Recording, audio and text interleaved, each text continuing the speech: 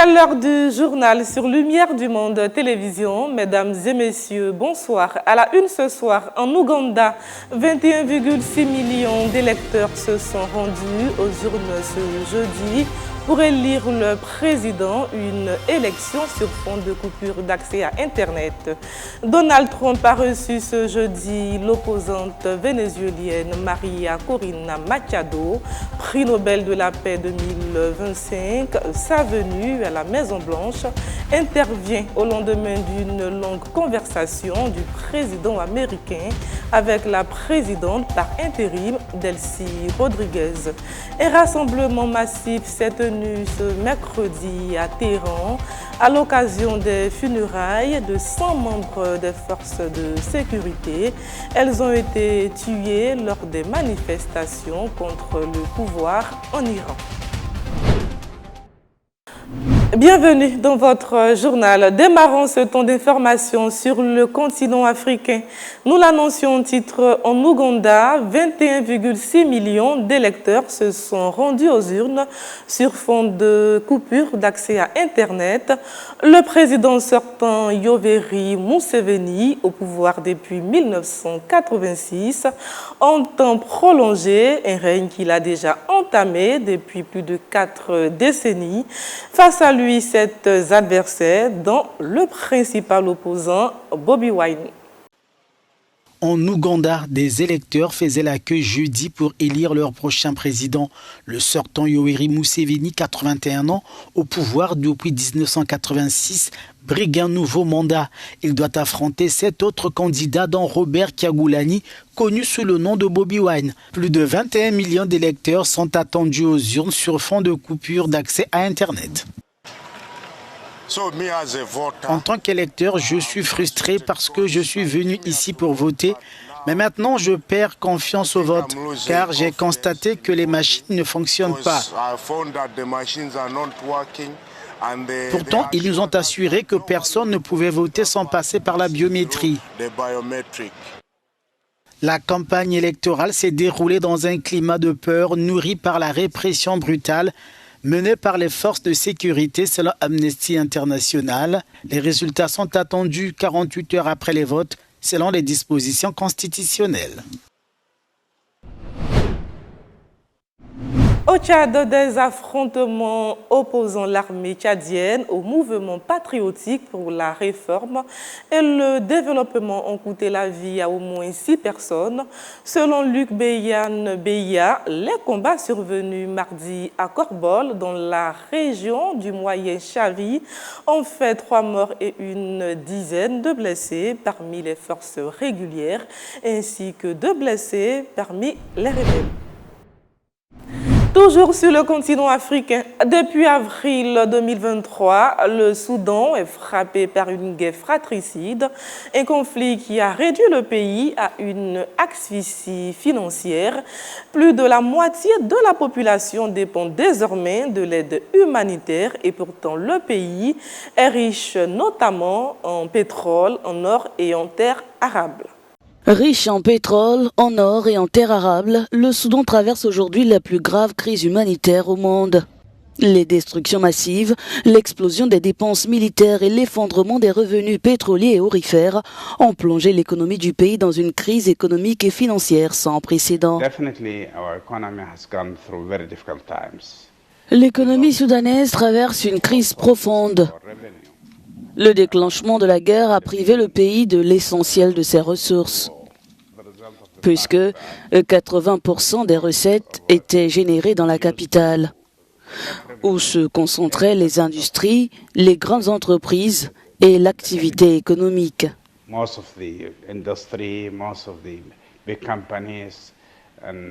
En 2024, le pays a produit 64 tonnes d'or, mais cette ressource n'a rapporté qu'un peu plus de 2 milliards de dollars à l'État.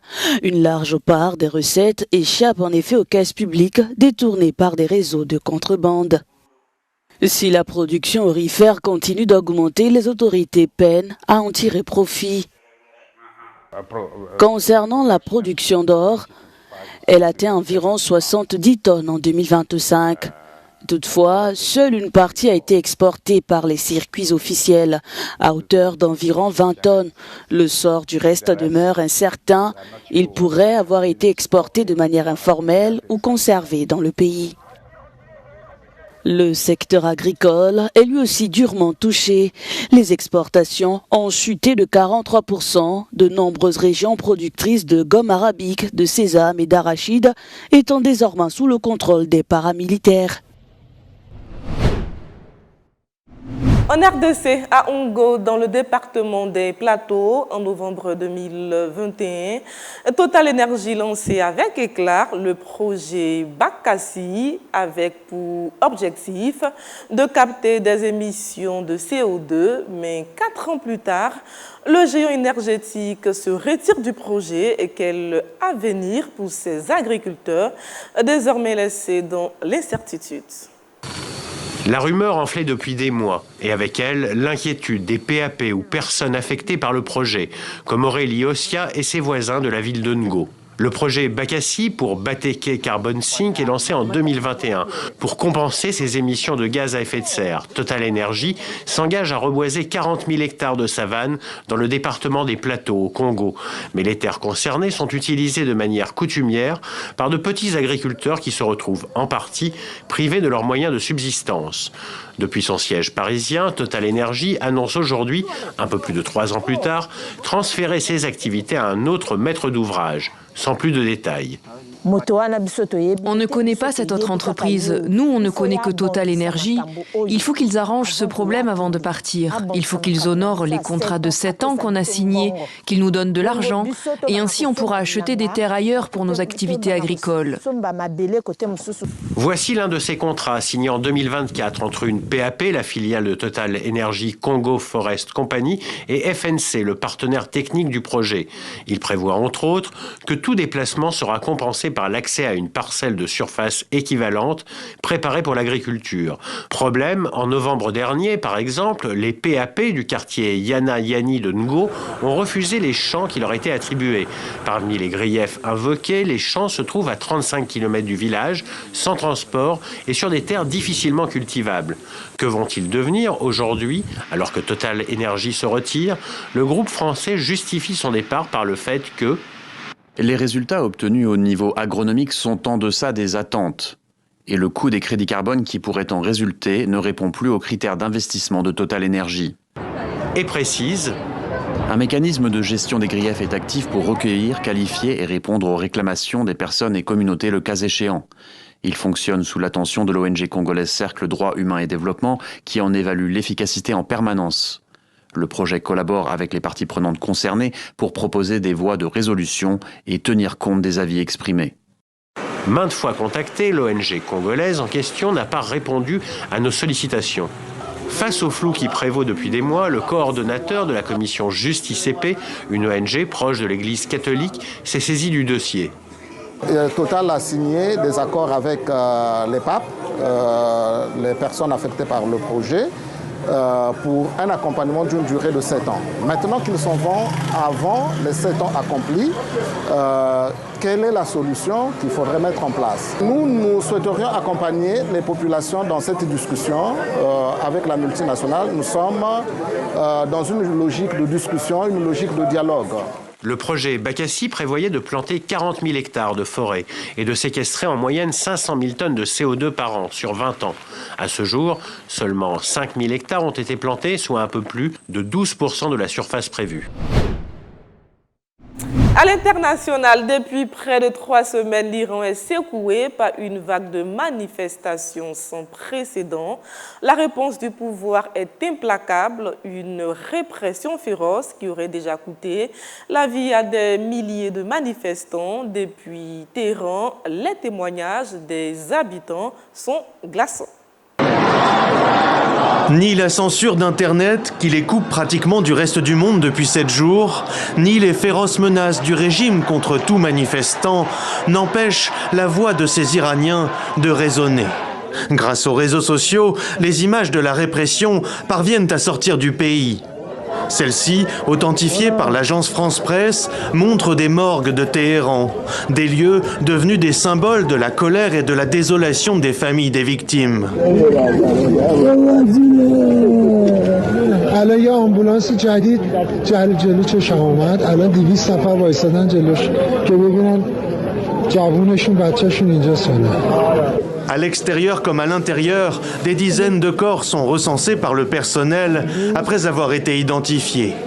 Plusieurs ONG basées hors d'Iran évoquent plus de 10 000 personnes arrêtées et un bilan de plus de 700 morts, voire plusieurs milliers selon certaines, depuis le début de la contestation le 28 décembre. Une contestation qui se poursuit malgré la répression sanglante menée par les gardiens de la Révolution, ces forces de l'ordre au service d'Ali Khamenei. Des images corroborées par les témoignages de ces Iraniennes et Iraniens qui ont décidé de quitter le pays, comme cette jeune femme passée en Arménie.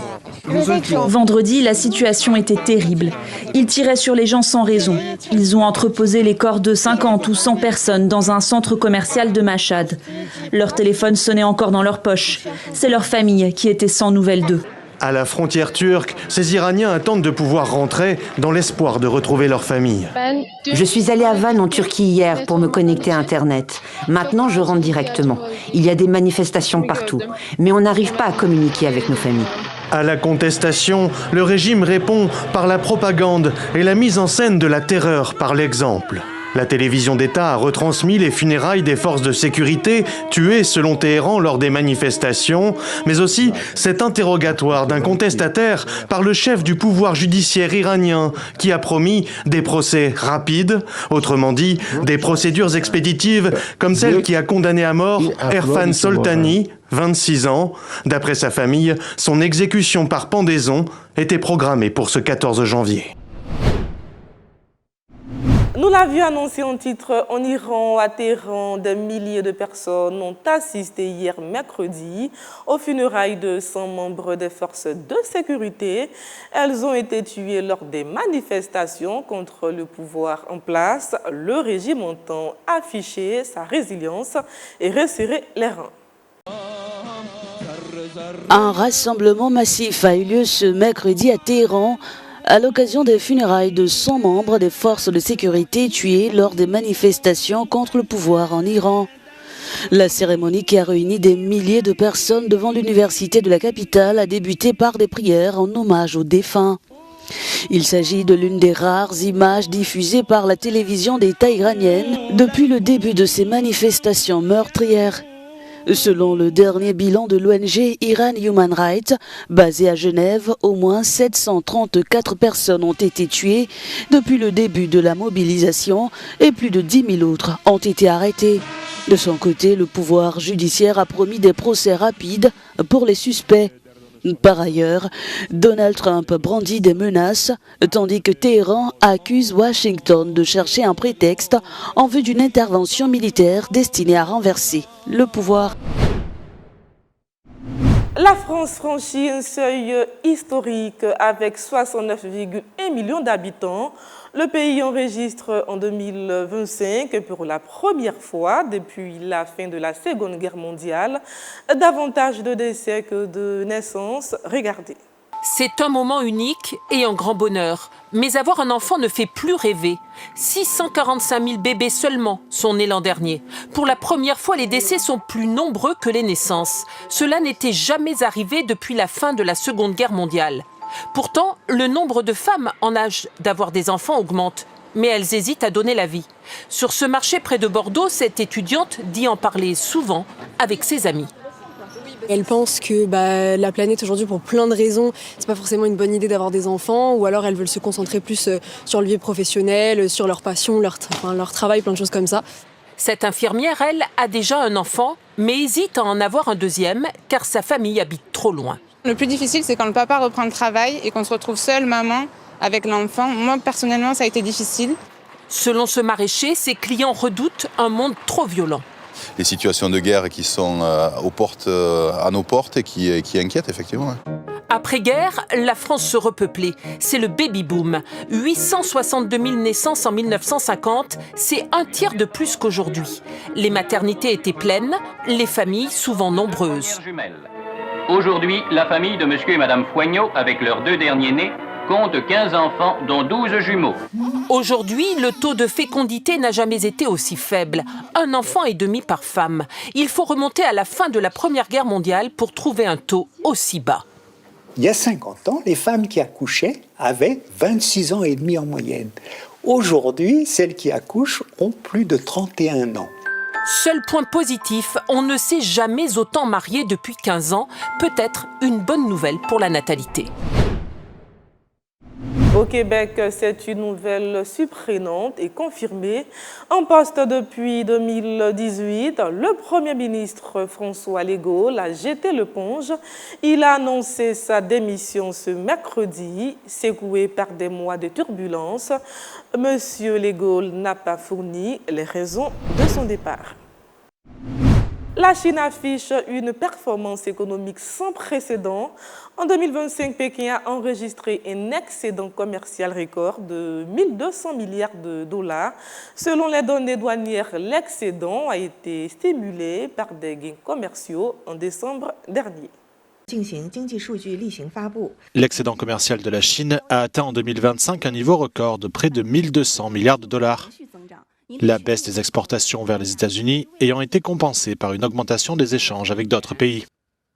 Les exportations chinoises ont augmenté de 5,5% en 2025 pour atteindre 3 770 milliards de dollars, tandis que les importations sont restées stables à 2 580 milliards. Selon les données douanières, l'excédent a été stimulé par les gains commerciaux enregistrés en décembre, les exportations ayant augmenté de 6,6% par rapport à 2024, dépassant les estimations des économistes. Suite à l'imposition des droits de douane du président américain Donald Trump, les exportations chinoises vers les États-Unis ont considérablement diminué. Mais les ventes vers d'autres marchés, notamment l'Europe, ont largement compensé cette baisse. Les analystes s'attendent à ce que les exportations continuent de soutenir l'économie chinoise cette année, malgré les tensions commerciales et géopolitiques. Dans ce contexte, l'UE signale une désescalade dans son différend commercial avec Pékin sur les véhicules électriques. Bruxelles a publié lundi de nouvelles lignes directrices. Celles-ci permettront aux constructeurs chinois de proposer des prix plus élevés au lieu de se voir imposer des taxes anti-subvention. La Chine reste le deuxième partenaire commercial de l'UE pour les marchandises après les États-Unis. L'escalade de la confrontation économique entre les grandes puissances est désormais considérée comme une grande menace. Dans son Global Risk Report 2026, le FEM alerte ce mercredi sur une escalade des rivalités commerciales et financières. L'escalade des tensions économiques entre les grandes puissances est désormais considérée comme la plus grande menace pour la stabilité mondiale cette année, selon le rapport sur les risques mondiaux 2026 du Forum économique mondial. La confrontation géoéconomique, qui fait référence à l'utilisation d'outils tels que les sanctions et les droits de douane, a été classée au-dessus de la désinformation, de la polarisation sociale, des conditions météorologiques extrêmes et des conflits armés comme le principal risque mondial pour 2026. Selon le Forum économique mondial, celle-ci menace les chaînes d'approvisionnement et la stabilité économique mondiale. Ces conclusions interviennent après une année au cours de laquelle le président américain Donald Trump a bouleversé la politique commerciale de Washington et secoué le monde entier en recourant à des droits de douane. Les conflits armés entre États arrivent en deuxième position pour 2026. Le rapport a été publié quelques jours avant la réunion annuelle du Forum économique mondial à Davos. Nous le disions en titre, le président américain Trump a reçu ce jeudi 15 janvier l'opposante vénézuélienne María Corina Machado, prix Nobel de la paix 2025. Sa venue à la Maison-Blanche intervient au lendemain d'une longue conversation du président américain avec la présidente par intérim du Venezuela, Delcy Rodríguez. Abordons le volet religion de votre journal. Les Ougandais se sont rendus ce jeudi 15 janvier aux urnes pour élire le président. Au regard du contexte politique jugé préoccupant, la communauté chrétienne a choisi la voie spirituelle. Elle décide de se mobiliser pour la prière. À quelques jours de l'élection présidentielle en Ouganda, la population redoute une montée des tensions. Certains membres de l'opposition ont été arrêtés, d'autres violentés. Amnesty International parle d'une campagne brutale de répression visant l'opposition. Dans cette église, les fidèles veulent rester optimistes malgré la peur.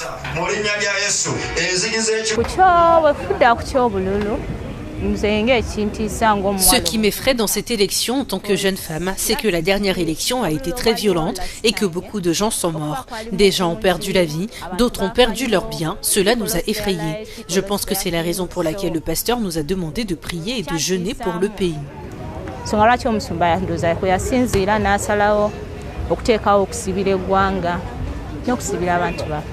Le pasteur Joseph Waswa appelle ses fidèles à rester positifs et surtout à mettre leur espérance en Dieu dans un pays où le christianisme est la religion principale. Nous prions pour notre pays. Nous nous engageons pour que les élections se déroulent dans le calme. Certaines personnes peuvent facilement sombrer dans la violence sans même comprendre pourquoi. Cela a des conséquences néfastes pour tout le monde et c'est pourquoi nous prions pour notre pays. Nous prions pour les forces de sécurité, la commission électorale, les électeurs et tout le monde.